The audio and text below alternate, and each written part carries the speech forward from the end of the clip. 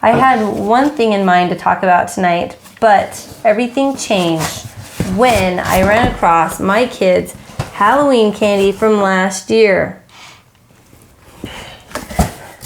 It sparked an idea. Well, first of all, what happens with Halloween candy at this house is something called the Great Pumpkin comes the night of Halloween. They eat as much as they want Halloween evening, and then they leave their candy out in their buckets, and the Great Pumpkin comes, takes their candy, and leaves a fabulous price in the morning. So they're not too sad about it. So you've had this box full of candy for a year, and no one's known about it. Yeah, Like, I'm throwing it away tonight. it's candy food storage. Yeah, it's going in the garbage tonight because it's now a year old and stale. But kids just eat too much candy these days. But it got me thinking because one of my kids had too much candy today at school and he was triggered. And so I want to talk about triggers in children that are foster kids, even kids that are not foster kids. But you tend to see more triggers in foster kids and adopted foster children because they have trauma. And everybody has trauma. And triggers are a result of trauma. Too much candy is a trigger for this particular child because they were our foster child 3 years ago and we got to adopt them 2 years ago. Candy is a trigger for him because they were given candy, soda, and chips. I'm pretty sure that's what their diet was. So when he gets that feeling of having too much candy and feeling sick, it's a trigger. It reminds him of how he used to feel a lot. And that's not a conscious thing.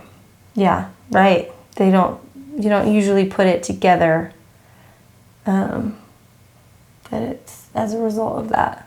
So he had candy today. Uh-huh. And what sort of behaviors did he exhibit as a result? So I picked my son up from school. I could tell he wasn't in a very good place. And I asked him what was wrong, and he said his stomach was hurting, and I asked him what he ate.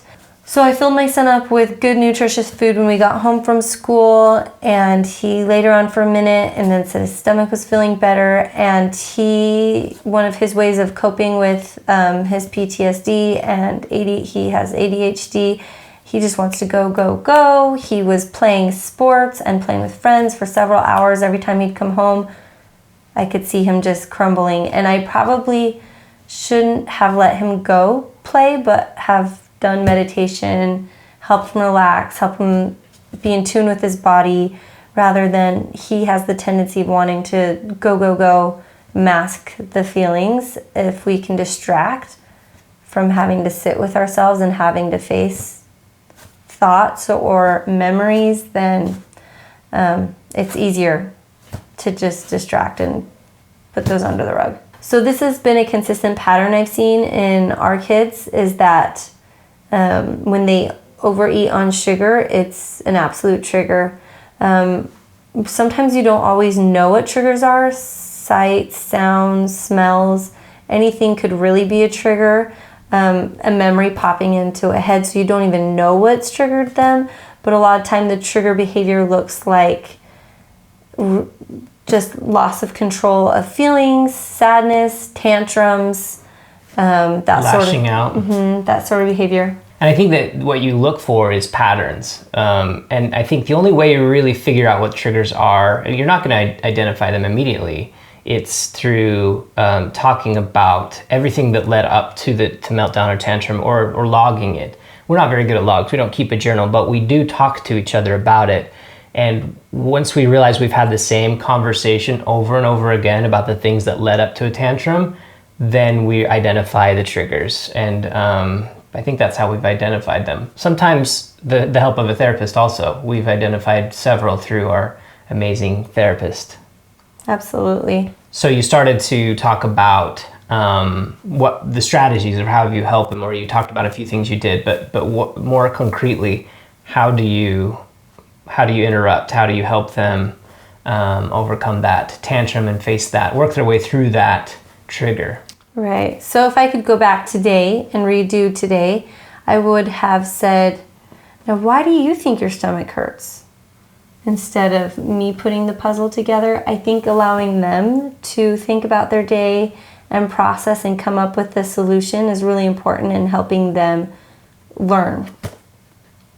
Yeah, and the hard part there is he doesn't necessarily want you to know why, because that means he might have that thing limited in the future, right? So it's I think it's also important not to attack that thing. Like the trigger itself, what if in this case sugar is, I mean, it could be very tempting to just say, oh, no more sugar, we can't do sugar. But that's not solving the problem. He will have sugar in his life. And if he doesn't learn, A, how to have a healthy relationship with sugar, and B, know how to deal with the trigger or overcome that trigger in a healthy way, then when he's older, we're setting him up for a little bit of failure by just taking it away. Right. Entirely. Right. Another thing I wish I could go back and change today was instead of letting him immediately go play and go distract himself, I wish I had taken that time to do meditation and be in tune with his body and be calm and kind of gather himself before I let him go and play and go. Because he was like already in meltdown mode, and then he went and played, and then he was in meltdown mode again. I think if I had helped him as soon as I saw the meltdown mode, I could have prevented all the meltdown modes that we had this evening, basically.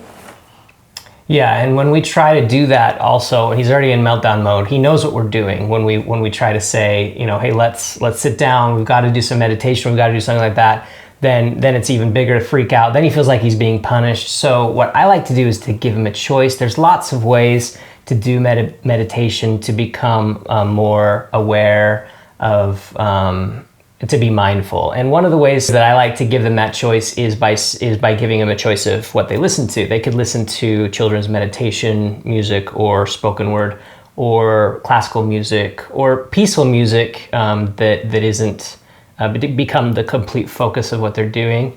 So I let them choose the music. I let them choose the location. Do they want to come in? A lot of times I'm working when this happens, so because I work from home. So I'll say they can come in on my rug or like on a beanbag chair. Give them a choice of where, or they can go in their room and do it, or in with mom. And then what they have, I like to put weighted things on them. We have weighted blankets and other things. So if you can put that pressure on them, give them a choice of what blanket, maybe a stuffed animal, that can help. Instead of focusing on just getting them to do it, focus on getting them to make the choice of how they do it. Mm-hmm. Yeah, I feel like giving kids options and choices allows them to feel more freedom in the situation and not that they're being forced into something. Yeah. So that's good advice. And sometimes the only way through it is just the tantrum. They've just got to scream it out. Yeah. They're on the other side of that tantrum. They're usually in a better state. Right. Yeah. So yeah, there is pain that has to be worked through, and you're absolutely right. Sometimes they just need a good cry, and it's okay. And to be there for them and be patient with them. I know it's hard. Yeah. Cool. So, is that it? We can eat the candy now? We can throw away the candy now. Yeah, I think that's it. Okay. Thanks for watching, guys.